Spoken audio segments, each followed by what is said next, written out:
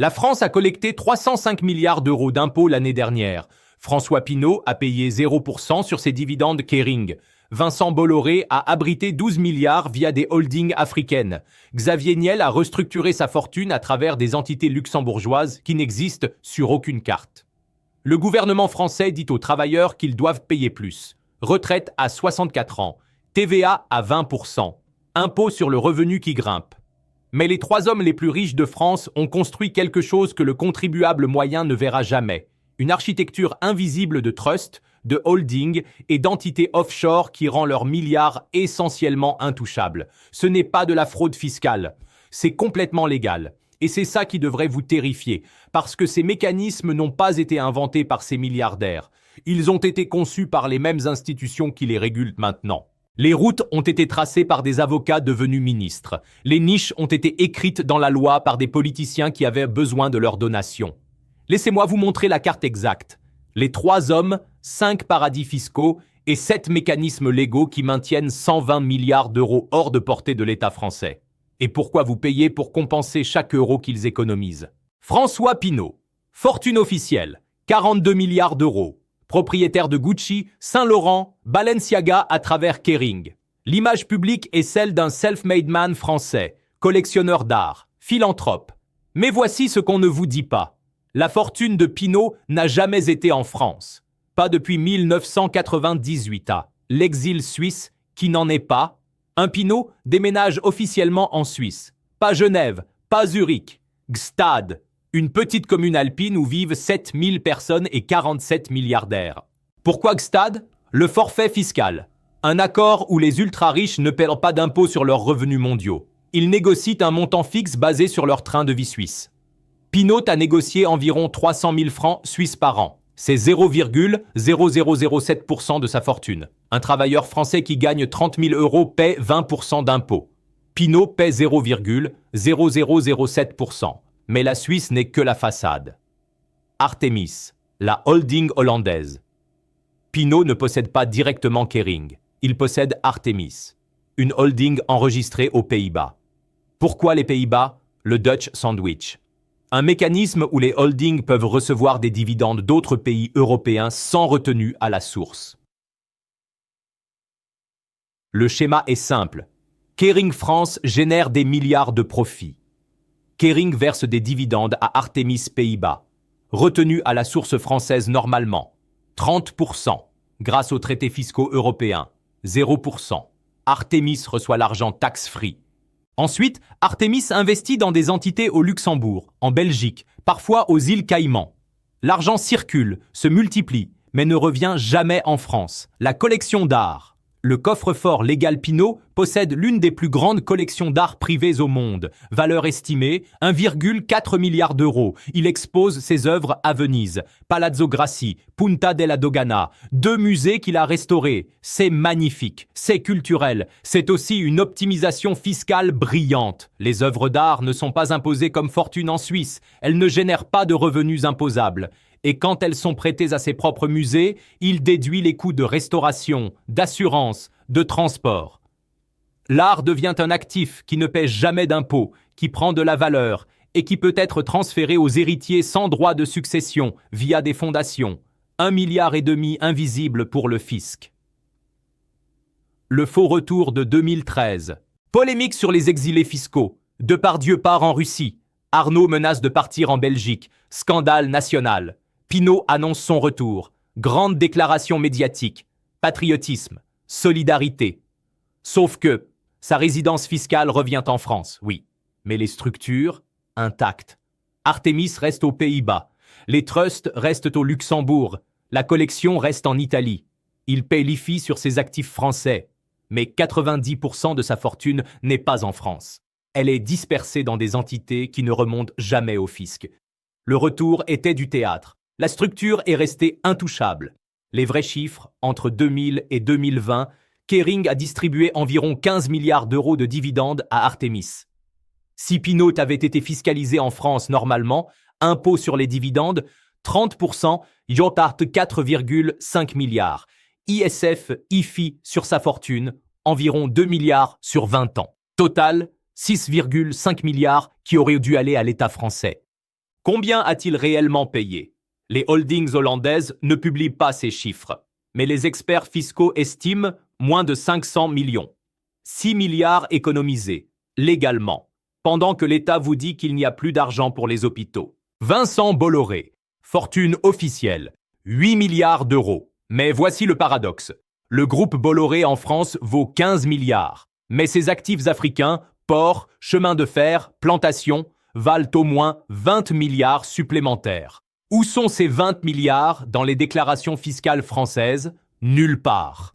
Parce que Bolloré a construit un empire parallèle, la galaxie offshore africaine. Bolloré ne possède pas directement ses actifs africains. Il les détient à travers un réseau de plus de 60 sociétés écrans. La carte, les ports d'Abidjan, Conakry, Tema, Douala. Chacun rapporte des dizaines de millions par an. Mais les bénéfices ne restent ni en Afrique, ni ne viennent en France. Le mécanisme, les ports, génèrent des revenus en Afrique. Ces revenus sont facturés par des sociétés de services basées au Luxembourg. Les frais de management sont énormes. Les bénéfices quittent l'Afrique via ces frais. L'argent atterrit dans Bolloré Participation Luxembourg, qui est détenu par Financière Moncey Suisse, qui appartient à un trust familial aux Bahamas 5 couches, 5 juridictions, 0 impôt français. Les concessions néocoloniales. Bolloré a obtenu des concessions portuaires dans 16 pays africains, certaines pour 30 ans, d'autres pour 50 ans. Ces concessions ont été négociées avec les gouvernements africains, souvent avec l'aide diplomatique de l'État français. La France-Afrique privatisée. Et voici l'arrangement. Exonération fiscale quasi totale en Afrique, négociée dans les contrats. Bénéfices transférés au Luxembourg, via prix de transfert impôt au Luxembourg. 0,29% avec les bons accords, impôt en France, 0% car les bénéfices ne sont jamais rapatriés. Les pays africains voient leurs infrastructures exploitées, Bolloré encaisse, et personne ne taxe. Canal+, le blanchiment des droits sportifs. Bolloré contrôle Canal+ via Vivendi. Canal+ détient les droits de la Ligue 1, de la Premier League. Ces droits coûtent des milliards. Mais regardez la structure. Les droits sont achetés par Canal+ International, filiale enregistrée aux Pays-Bas. Pourquoi? Parce que Canal+ France paie cher pour les droits, coût déductible fiscalement en France. Canal+ International encaisse les revenus publicitaires internationaux non taxés aux Pays-Bas. Le bénéfice net disparaît du radar fiscal français, c'est du transfert de bénéfices en direct, sous les yeux du fisc, légalement. Les Panama Papers et le silence médiatique 2016. Les Panama Papers révèlent que Bolloré possède des structures aux îles Vierges britanniques, aux Bahamas, au Panama. La presse en parle 48 heures, puis silence total. Pourquoi? Parce que Bolloré contrôle les médias français. Canal+, CNews, Europe 1. Il a des participations dans Vivendi qui détient une partie de Lagardère. Les journalistes qui ont enquêté trop profondément ont été écartés. Les articles ont été minimisés. L'affaire a disparu. Le contrôle de l'information est la dernière ligne de défense fiscale. Les chiffres africains. Estimation des bénéfices africains de Bolloré entre 2010 et 2020. 18 milliards d'euros. Impôts payés en Afrique, environ 800 millions, grâce aux exonérations. Impôts payés en France, 0 €. Si ces bénéfices avaient été taxés en France, impôts sur les sociétés, 33% à 6 milliards, dividendes personnels, encore 30%, 3 milliards, total manquant 9 milliards d'euros. Pendant ce temps, l'État français ferme des maternités en Afrique rurale et coupe les budgets de coopération. L'ironie est totale. Xavier Niel, le self-made man, le disrupteur, l'anti-système qui a révolutionné les télécoms avec Free. C'est l'image. Voici la réalité. Niel est peut-être le plus sophistiqué des trois, parce qu'il a compris qu'on n'a pas besoin de quitter la France si on structure correctement. NJJ Capital, l'araignée luxembourgeoise. La fortune de Niel, 11 milliards d'euros, contrôlée par NJJ Capital, ses initiales plus celles de son fils. NJJ Capital est au Luxembourg, évidemment. Mais le génie est dans la cascade. Iliad, coté en bourse, 7 milliards, appartient à 70% à Holdco 2 Luxembourg, qui appartient à NJJ Participation Luxembourg, qui est contrôlé par un trust familial à Jersey 4 couches. 4 juridictions, chacune avec ses avantages. Le résultat, quand Iliad distribue des dividendes, ils passent par Luxembourg, 0% de retenue, puis Jersey, 0% d'impôt, et ne sont jamais taxés en France. Station F, la philanthropie rentable 2017. Niel inaugure Station F, le plus grand incubateur de startups au monde. 34 000 mètres carrés, 1000 startups, magnifique, visionnaire et fiscalement brillant. Station F est gérée par une fondation. Les avantages, réduction d'impôt de 66% sur les dons, exonération des plus-values immobilières, pas d'impôt sur les sociétés, Niel donne 250 millions. Il reçoit une réduction fiscale de 165 millions. Coût réel, 85 millions. Mais la valeur médiatique, l'influence sur l'écosystème tech français, inestimable. Et bonus, les startups de Station F deviennent souvent clientes de Free, Iliad, Kima Ventures. La philanthropie devient un investissement stratégique déductible. Kima Ventures, le fonds écossais. Niel investit dans 300 startups par an via Kima Ventures, le fonds le plus actif d'Europe.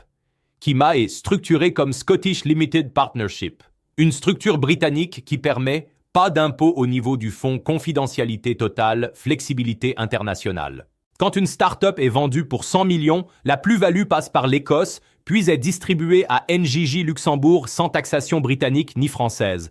Gain de 100 millions. Impôt payé, 0%. Monaco, la résidence fantôme, 2012 Niel, achète un appartement à Monaco. Rumeur d'exil fiscal. Tollé. Il renonce. Il dit qu'il reste en France. Applaudissements. Mais regardez les détails. Son appartement monégasque existe toujours. Sa résidence principale est à Paris. Mais les règles disent résident fiscal si plus de 183 jours en France. Niel passe environ 200 jours en France. Les 165 autres, Monaco, Londres, San Francisco. Et ses holdings, toujours au Luxembourg. Ses trusts, toujours à Jersey. Sa fortune, toujours offshore. La résidence fiscale est en France. La fortune ne l'est pas. Les chiffres de Free. Entre 2010 et 2024, Free Iliad a généré 28 milliards de chiffre d'affaires. Bénéfice net, environ 8 milliards. Part de Niel, 70% égale 5,6 milliards. Si ces dividendes avaient été taxés normalement en France, flat tax 30%, 1,68 milliard, estimation réelle payée, entre 300 et 500 millions. Économie fiscale, plus d'1 milliard, pendant que vous payez 38% sur votre salaire.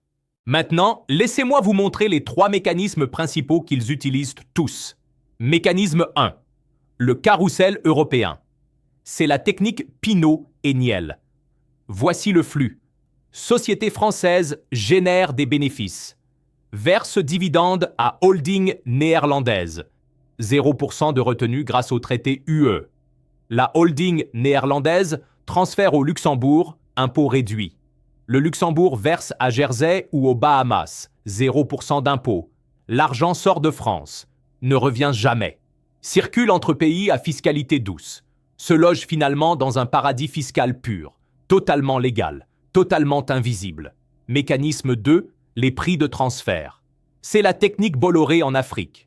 Une filiale africaine paie des frais de management énormes à une société luxembourgeoise qui ne fait rien.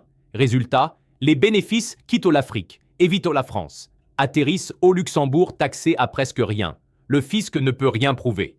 Parce que qui peut dire qu'un conseil stratégique vaut 10 millions ou 50 millions? Mécanisme 3. Les trusts de Jersey. Jersey, 118 km², 100 000 habitants, 300 milliards de dollars gérés. Un trust de Jersey permet séparation entre propriétaire légal et bénéficiaire, confidentialité absolue, pas de droit de succession, protection contre l'État. Les 3 milliardaires ont des trusts. Leurs familles sont bénéficiaires, mais ne possèdent rien légalement. Si l'État français veut taxer, il doit prouver qu'il contrôle le trust. Impossible sans Jersey. Et Jersey ne coopère jamais. Maintenant, voici la vraie question.